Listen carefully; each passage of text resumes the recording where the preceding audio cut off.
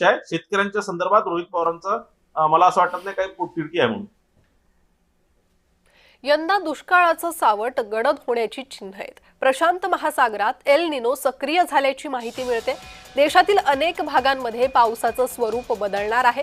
महाराष्ट्रासह काही प्रदेशांमध्ये दुष्काळ सदृश्य स्थिती उद्भवण्याची भीती आहे। यंदाच्या दुष्काळाचं सावट गडद होण्याची चिन्ह दिसू लागली आहे। भारतीय हवामान विभागानं प्रशांत महासागरात एल निनो सक्रिय झाल्याची माहिती देत मान्सूनच्या काळात त्याची तीव्रता आणखी वाढण्याचा अंदाज व्यक्त केलाय।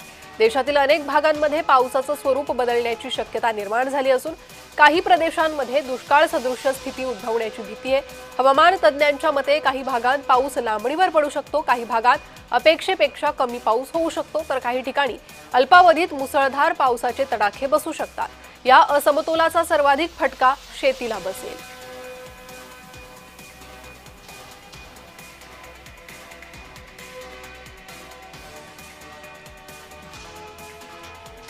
तर आभाळाकडे डोळे लावून बसलेल्या शेतकऱ्यांसाठी ही बातमी अत्यंत महत्त्वाची आहे।